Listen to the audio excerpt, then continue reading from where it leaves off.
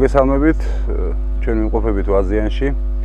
როგორც შეგვიძლია ვაგრძელებთ მონიტორინგს იმ შენობებისა, რომელიც დოლთა და განსახლებების სამინისტროს უნდა გაერემონტებია და დაემთავრებია იმისათვის, რომ შემდეგ განესახლებია დევნილი ოჯახები.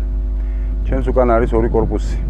ეს არის ვაზიანის მე-5 და მე-6 კორპუსები, რომლებიც ამჟამად არის მიტოვებული. გარეგნულად თუ შეხედავთ კორპუსები დამთავრებული შტაბის-ძვლებას ტოვებს, მაგრამ კომუნიკაციები გაკეთებული არ არის და ისინი ერთი წელიწადია უკვე იმყოფება ამ მდგომარეობაში და ფაქტიურად ნადგურდება. ამ კორპუსების გარემონტების ღირებულება სამინისტროს დაუჯდა 2.418.000 ლარი და ხელშეკრულებით აღნიშნული სამუშაოები უნდა დამთავრებულიყო 2014 წლის 30 მაისს. ანალოგიურია ეს შემთხვევაც სხვა შემთხვევების წინა სიუჟეტებში აღწერილი შემთხვევებისა და მათ აერთიანებთ ერთი ნიშანი. ეს არის ის, რომ სამუშაოების ღირებულება გადახდილი არის 100% შემსრულებელი კომპანიისათვის და გადახდილი არის ავანსად, მთლიანი თანხა.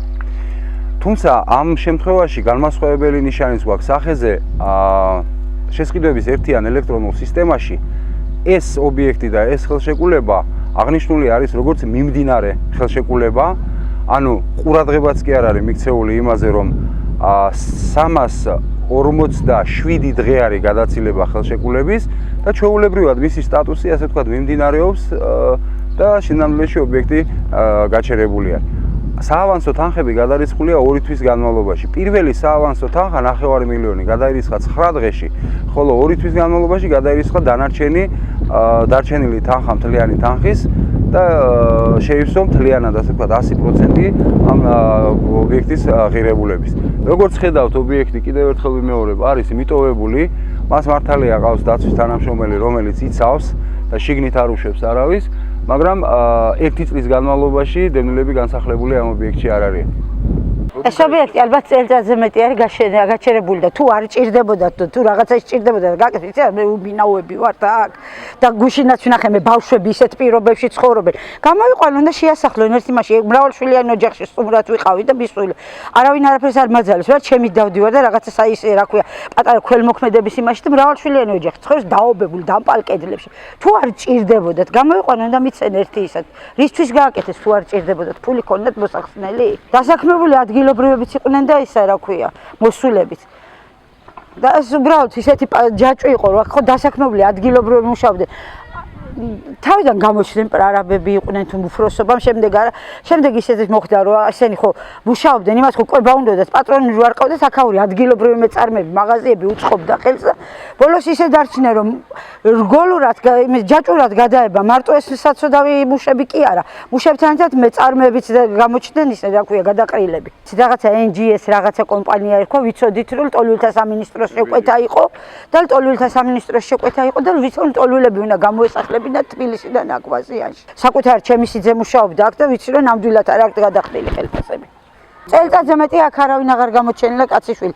ამ კორპუსს არ ვიცი დაცვა ყავს თუ არა, დაბლა კორპუსებს დაცვა ყავს. ამ კორპუსს დაცვაც არ ყოლია, იმიტომ რომ ძალიან კარგი ხალხი ცხოვრობს და ამ ხალხის იმედად არიან, მაგრამ ეს ხალხი ხო ვერ შეაკავს. უბრალოდ შევიხედოთ, ძროხის ნაკელია კიბეებზე. და ამ დროს მაგას გეუბნებით, ძროხის ნაკელია კიბეებზე და ამ დროს ბავშვები არიან, ბავშვები რომლებიც დაობებულ კედლებში ცხოვრობენ რა. თუ არ ჭირდებოდა, ძროხას ხო ვერ შეაკავს ყოველ წუთში ვიღაცა და ხო ვერ მოუვლის იმას.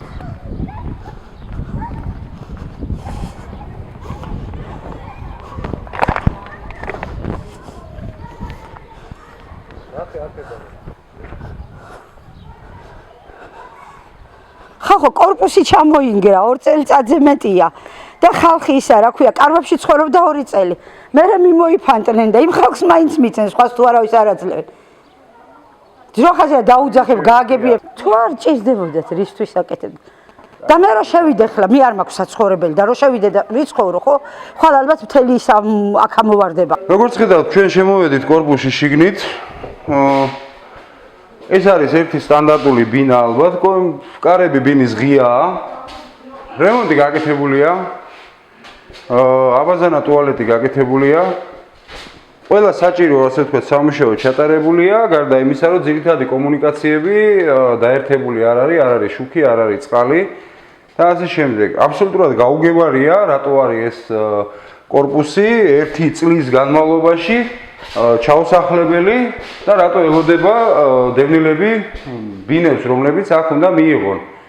უზარმაზარი რესურსი, რომელიც ტოლთა და განსახლების სამინისტროს, ასე ვთქვათ, გააჩნია, ეს უპატრონოდ არის მიგდებული. ჩვენ თავისუფლად შემოვედით, კარები გავაღეთ, დავათვალიერეთ აქაურობა. შემოსასვლელი რკინის კარები ღიაა და როგორც ნახეთ ალბათ კადრებიდან აქ თავისუფლად შეუძლია შემოსვლა ცხოველებს, როხებს, შემოდიან ნაკელით არის სავსე შემოსასვლელი. ეს არის საძინებელი, აი კარები ღია არის ამ საძინებლის. აივანი ესეც ვაზიანი და კიდევ ერთხელ ვიმეორებ, წარმოდგენაც ძნელია ალბათ, რატომ არის ამხელა რესურსი აუთვისებელი და რას ფიქრობს ტოლთა და განსახლების სამინისტრო, რატო არ ასახლებს აქ იმ ადამიანებს და იმ დევნილებს, რომლებიც უბინაობას უჩივიან და სარგებლობენ, ასე ვთქვათ, გაუსაზრდელ პირობებში იმყოფებიან. კორპუსი პირველი ნომერი და მაღლა არის კორპუსი ნომერი 4. ანალოგიური სიტუაცია, ანალოგიური ვითარება. ეს ობიექტი, ორი ობიექტი უნდა დამთავრებულიყო 2014 წელს, მთლიანი ღირებულებით 960.000 ლარი.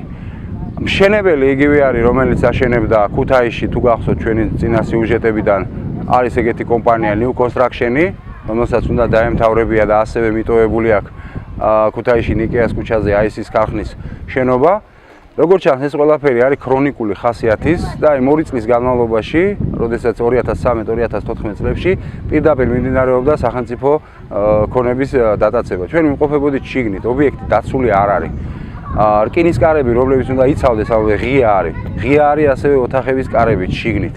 შიგნით შედის საქონელი, ნადგურდება სახელმწიფო ქონებით აშენებული ობიექტები. წარმოუდგენელია ის, რასაც ახლა ჩვენ ვხედავთ იმ პირობებში, როდესაც რეალურად ქვეყანაში 10,000-ობით დევნილი ოჯახია, რომელიც ბინას ელოდება. და ბიუჯეტიდან მით უმეტეს, ბიუჯეტიდან გამოყოფილია თანხები და ეს თანხები დღისით, მზისით იფლანგება და კონკრეტული ადამიანების ჯიბეებში ილექება. მხოლოდ ამ 2 კვირის განმავლობაში, რაც ჩვენმა ორგანიზაციამ ლაზარესთან ერთად მოიპოვა მასალები, საქმე გვაქვს 500-მდე დევნილთათვის განკუთვნილი ბინების გაპარტახებასთან და დაახლოებით 8 მილიონ ლარზე არის საუბარი, რომლებიც ამ ბინების აშენებაში და გარემონტებაში, ეგრეთ წოდებულ გარემონტებაში დაიხარჯა. კატეგორიულად მოვითხოვთ, როგორც პროკურატურისაგან, ასევე სამინისტროს დღევანდელი ხელმძღვანელობისაგან. უმოკლეს ხანებში რეაგირება მოახდინოს ამ განუკითხაობაზე, წინააღმდეგ შემთხვევაში მშვიდობის ლეგიონი პარტნიორ ორგანიზაციებთან ერთად დაიწყებს ფართომასშტაბიან აქციებს დამნაშავეების დასჯისა და სამინისტროს დღევანდელი თანამდებობის პირების პასუხისმგებლობის საკითხის დაყენების მიზნით. ასევე მოუწოდებთ ოპოზიციურ პარტიებს, პოლიტიკურ პარტიებს და არასამთავრობო ორგანიზაციებს, საზოგადოებრივ ორგანიზაციებს, რომლებიც სულ აქტიურობდნენ, ასე ვთქვათ, დევნილებთან დაკავშირებულ საკითხებთან, აგვიბან მხარი, მიხედონ, დააფიქსირონ თავიანთი პოზიცია და თქვან ეს რა შემთხვევასთან გვაქვს საქმე და რას გავს ეს აქციელი, რაც ახლა ჩვენ ვუყურებთ.